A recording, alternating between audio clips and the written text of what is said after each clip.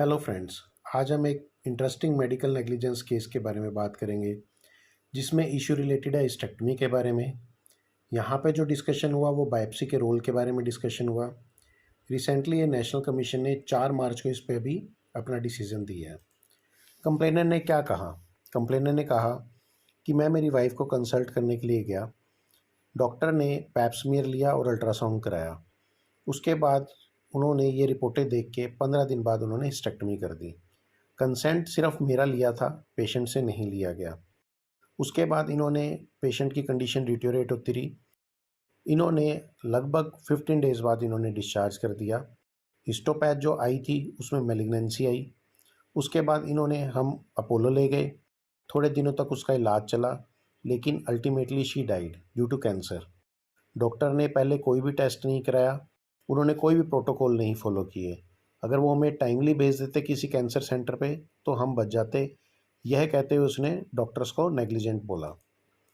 Defence में doctor ने कहा कि ये पेशेंट 60 ईयर्स का था, डायबिटीज़ भी थी, हाइपरटेंसिव भी थी। हमारे पास ये पेशेंट आया एक्सेसिव पोस्ट मेनोपॉजल ब्लीडिंग के साथ। हमने इसको इनिशियली जब फर्स्ट बार ये आया, हमने इसको कंजर्वेटिव ट्रायल दिया। हमने ऑन्कोलॉजिस्ट से भी ओपिनियन ली, जिसमें ऑन्कोलॉजिस्ट ने बोला कि हिस्टेक्टमी होनी चाहिए इसकी, और बायोप्सी जो है वो हिस्टेक्टमी के साथ ही हो जाएगी।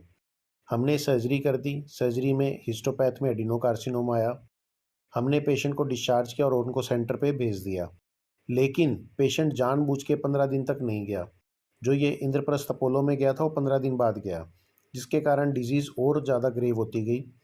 अल्टीमेटली पेशेंट एक्सपायर हुआ। डॉक्टर जो है वो एज ए गायनेकोलॉजिस्ट एलोपैथी में रजिस्टर्ड है, तो डॉक्टर्स ने कहा कि हमारी कोई भी मिस्टेक नहीं है। स्टेट कमीशन में जब ये केस चला तो स्टेट कमीशन ने जो नोट किया, उन्होंने कहा कि आपने कंसेंट प्रॉपर नहीं लिया, क्योंकि आपने जो कंसेंट लिया है वो एक प्रॉक्सी कंसेंट है। मतलब पेशेंट से आपने साइन नहीं करवाया, उसके सिर्फ हस्बैंड से साइन करवाया है, तो ये इन्फॉर्म कंसेंट नहीं मानेंगे हम। दूसरा जो इन्होंने ऑब्जेक्शन किया कि आपने पैप स्मीयर और अल्ट्रासाउंड किया, उसमें जब आपको थोड़ा सा भी मैलिग्नेंसी का डाउट हुआ तो आपको फर्दर इन्वेस्टिगेशन करनी चाहिए थी या पेशेंट को रेफरल कर देना चाहिए था।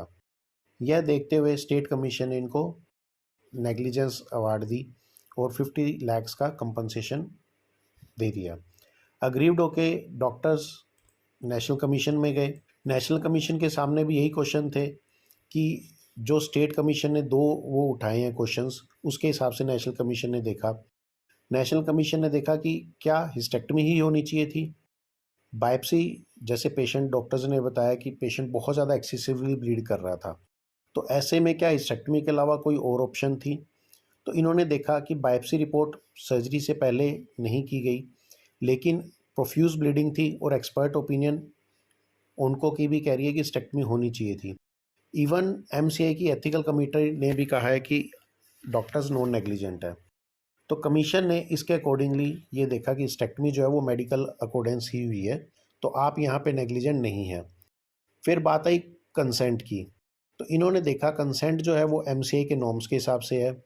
दूसरा एक केस था जो कंसेंट के लिए हमेशा आज तक लैंडमार्क रहता है, समीरा कोहली वर्सेस प्रभा मनचंदा। उसके अकॉर्डिंगली कंसेंट एक इन्फॉर्म कंसेंट था।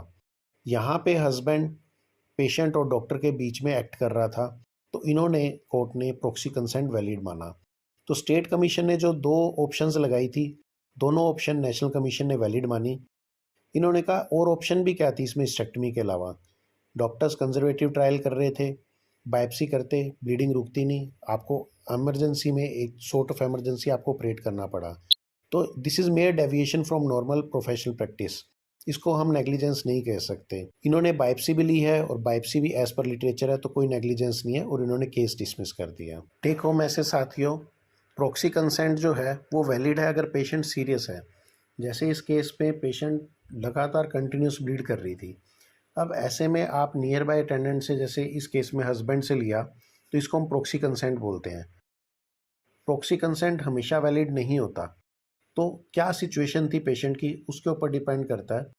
इमरजेंसी में जब या पेशेंट सीरियस है तो वहाँ पे प्रॉक्सी कंसेंट वैलिड होती है। सभी केसेस की जजमेंट एक जैसी नहीं होती। कुछ केसेस में जो जज है वो कुछ और के हिसाब से लेते हैं, कुछ केसेस में किसी और सिनेरियो को वो स्टैंडर्ड मानते हैं। तो ऐसा कोई प्रोटोकॉल नहीं है कि ये ऐसा ही होगा। उसके अलावा रेफरल जो है उसको कभी भी नेग्लिजेंस नहीं कहा जा सकता।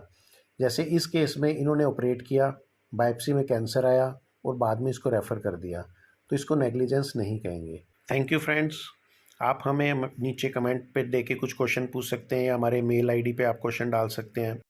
इस चैनल को अधिक से अधिक सब्सक्राइब और शेयर करो ताकि लॉ के नॉलेज सभी को हो और कोई भी प्रैक्टिस करते हुए घबराए ना। Thank you once again friends.